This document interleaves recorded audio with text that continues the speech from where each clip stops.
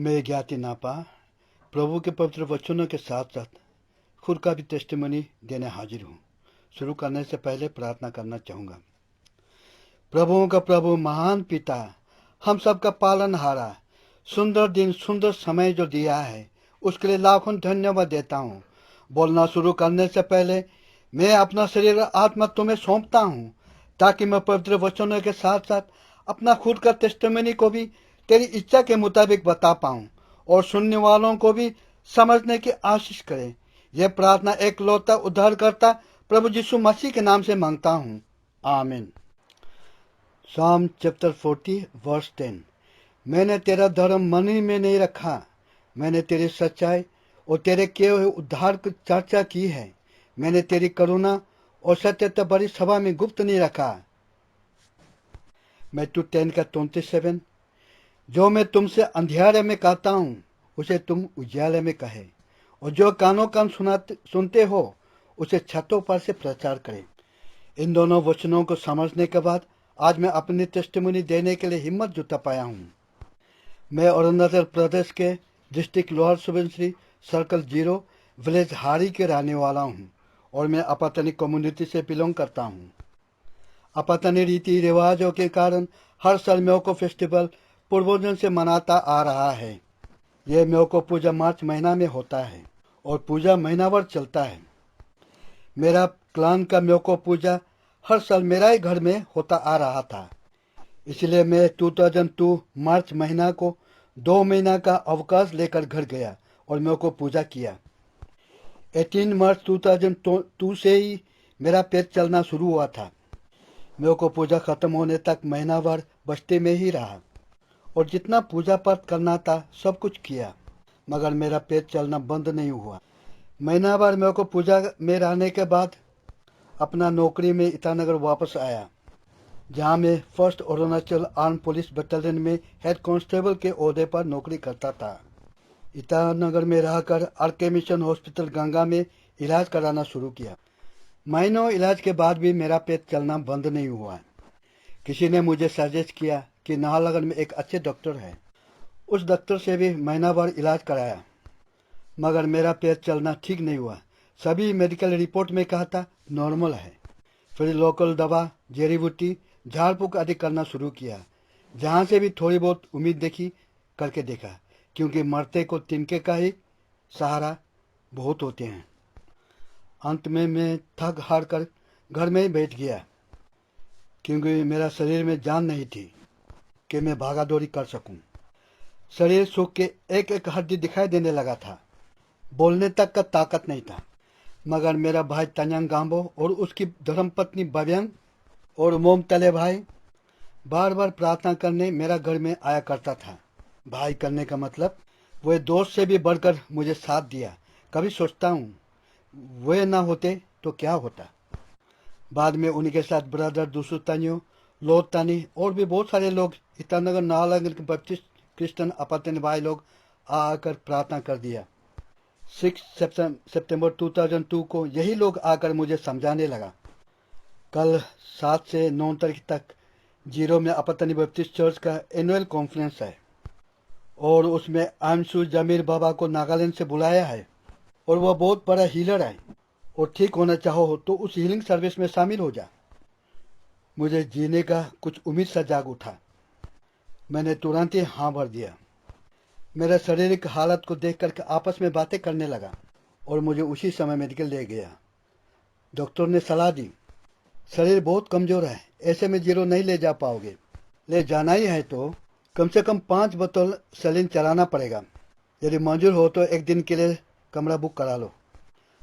Doctor के कहे अनुसार कमरा बुक किया और 5 बोतल सलीन चढ़वाया और अगले ही दिन मुझे 0 ले गया और छोटे छोटे बच्चों को गांबो भाई के घर छोड़ गए।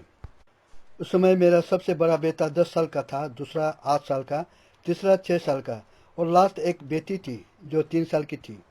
0 पहुंचने के बाद हापोली टाउन बैप्टिस्ट चर्च में ईटानगर पार्टी के साथ रहा। उस दिन शाम को हापोली टाउन क्लब में आमशुल जमीर बाबा का हीलिंग सर्विस चल रहा था। मैं भी उसमें शामिल हुआ और अगले पंक्ति में ही मुझे बैठा दिया। क्लब के अंदर बाहर लोग खचाखच भरा हुआ था।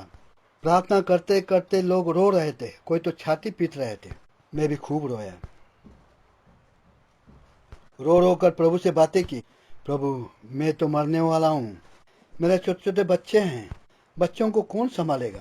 मुझे मालूम है मैं अब 2-4 दिन का ही मेहमान हूँ। प्रभु, तू ही मुझे जीवन दे सकते हो। प्रभु, मुझे और जीने दे।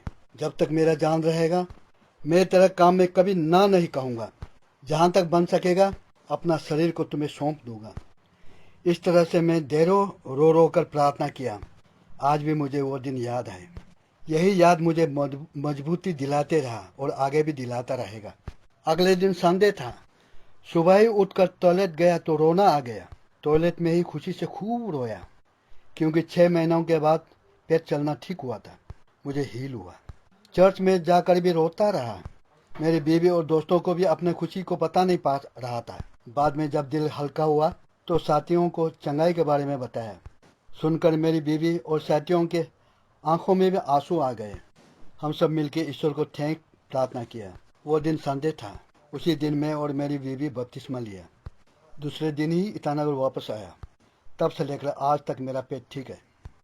उस दिन हापोली टाउन क्लब में बहुत सारे लोगों को चंगाई होते देखा है, मगर मेरा खुद का बीमार चंगा हुआ। तब मेरा समझ में आया, ओह, ईश्वरीय चमत्कार ऐसे होते हैं क्या?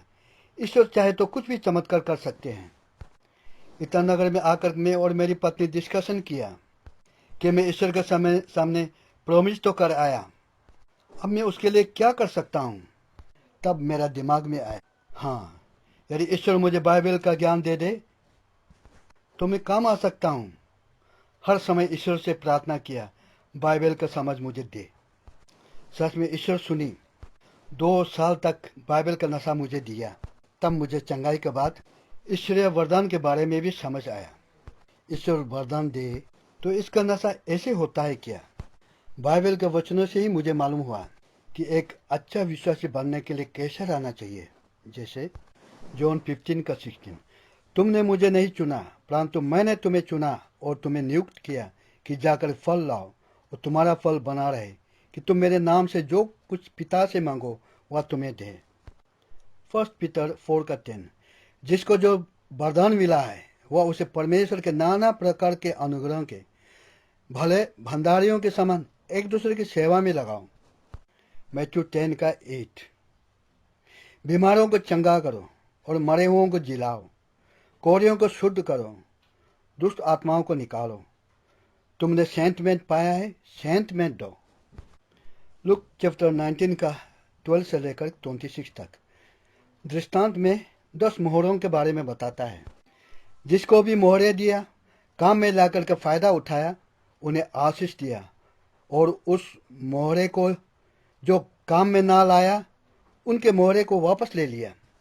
इन वचनों का अर्थ यह है, मैंने तुम्हें क्रिश्चियन में बुलाया, फिर मैं बिना पैसा के चंगाई दिया, मरने से बचाया, चंगा करने का गिफ्ट दिया, धन दौलत दे करके धनी बनाया।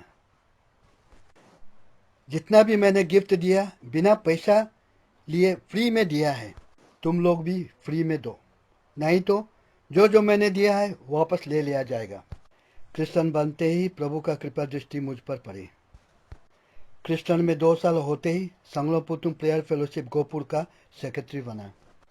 ईटानगर आपातनी बैप्टिस्ट क्रिश्चियन फेलोशिप का सेक्रेटरी बना। 4 साल होते ही चंदननगर टाउन बैप्टिस्ट चर्च का एसोसिएशन पास्टर 28 मार्च 2007 से लेकर के 1 जुलाई 2018 तक 11 साल रहा। पप्पू फास्टिंग सेंटर ईटानगर का दो बार चेयरमैन रहा है। अब मैं आपातनी बैप्टिस्ट चर्च ईटानगर उरा का असिस्टेंट पास्टर और अब्बा का एडवाइजर हूँ। बाइबल का वचन कहता है, मैथ्यू 6:33 वर्ष, अन्य जातियां इन सब वस्तुओं की खोज में रहती है, पर तुम्हारा स्वर्गीय पिता जानते हैं कि तुम्हें इन सब वस्तुओं की आवश्यकता है।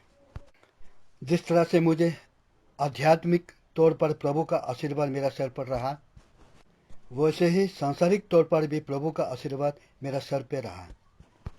30 अप्रैल 2008 को सब इंस्पेक्टर बना और 9 जनवरी 2013 को इंस्पेक्टर बना। अब मैं इसी पद पर कार्यरत हूँ। आज प्रभु हमें कहता है, कोलोसियन 2 का वर्स 6 और 7। जैसे तुमने मसीह यीशु को प्रभु करके ग्रहण कर लिया, वैसे उसी में चलते रहो और उसी से जड़ पकड़ते जाओ, और जैसे तुम्हें सिखाए गए वैसे ही विश्वास में दृढ़ होते जाओ। गलातियन चैप्टर 3 का 27 वर्स। क्योंकि तुम में से जितनों ने मसीह में बपतिस्मा लिया है, उन्होंने मसीह को पहन लिया है। सच ही तो कहा है, बपतिस्मा ले लिया है तो क्रिश्चियन बन गया। क्रिश्चियन का जो भी नियम है उसी को ही मानना चाहिए, दूसरे का नहीं। जो एक अच्छा विश्वासी है, प्रभु उन्हें कहता है 1 पीटर 4 का 14, यदि मसीह के नाम के लिए तुम्हारी निंदा की जाती है तो तुम धन्य हो, क्योंकि महिमा का आत्मा जो परमेश्वर का आत्मा है तुम पर छाया रहता है। मैथ्यू 10 का 22 वर्स। मेरे नाम के कारण सब लोग तुमसे बैर करेंगे, पर जो अंत तक धीरज धरे रहेगा उसी का उद्धार होगा। विश्वास में जो कमजोर है उन्हें प्रभु पूछ रहे हैं कोलोसियन चैप्टर 2 का 20 वर्स में, जबकि तुम मसीह के साथ संसार की आदि शिक्षा की ओर से मर गए हो, तो फिर क्यों उनके समान जो संसार के हैं जीवन बिताते हो? तुम ऐसी विधियों के वश में क्यों रहते हो? 2 कोरिन्थियन चैप्टर 5 का 17। यदि कोई मसीह में है तो वह नई सृष्टि है, पुरानी बातें बीत गई हैं, देखो सब बातें नई हो गई हैं। 1 कोरिन्थियन 8 का 9। सावधान, ऐसा ना हो कि तुम्हारा स्वतंत्रता कहीं निर्मूलन के लिए ठोकर का कारण ना हो जाए। सच ही तो कहा है, खुद तो अच्छा क्रिश्चियन बन नहीं पाया, उसको देख करके दूसरे भी बिगड़ सकते हैं। खासकर पास्टर एल्डर्स एक अच्छा विश्वासी होना जरूरी है, क्योंकि उन्हें लोग नकल करते हैं। 2 कोरिन्थियन चैप्टर 3 का 2 वर्स। हमारी पत्री तो तुम ही हो जो हमारे हृदय पर लिखी हुई है, और उसे सब मनुष्य पहचानते और पढ़ते हैं। जो अपना धर्म पर टिका नहीं रहता और सब तरह मुंह मारता, उनको प्रभु कहता है। रेवलेशन चैप्टर 3 का 15-16। मैं तेरे कामों को जानता हूँ कि तू ना तो ठंडा है ना गर्म। भला होता कि तू ठंडा या गर्म होता। तू गुनगुना है, ना ठंडा है ना गर्म। मैं तुम्हें अपने मुंह से उगलने पर हूँ। यहोशू 24 का 14 और 15 वर्स। इसलिए अब यहोवा का भय मानकर उसकी सेवा खड़ाई और सच्चाई से करो, और जिन देवताओं की सेवा तुम्हारे पुरखा करते थे उन्हें दूर करके यहोवा की सेवा करो। यदि यहोवा की सेवा करना तुम्हें बुरी लगे तो आज ही चुन लो कि तुम किसकी सेवा करोगे। आज प्रभु हमें भी पूछ रहा है कि तुम किसकी सेवा करोगे। आओ हम सब मिलकर जवाब देते हैं, हम प्रभु यीशु मसीह के नाम से प्रभु का ही सेवा करेंगे।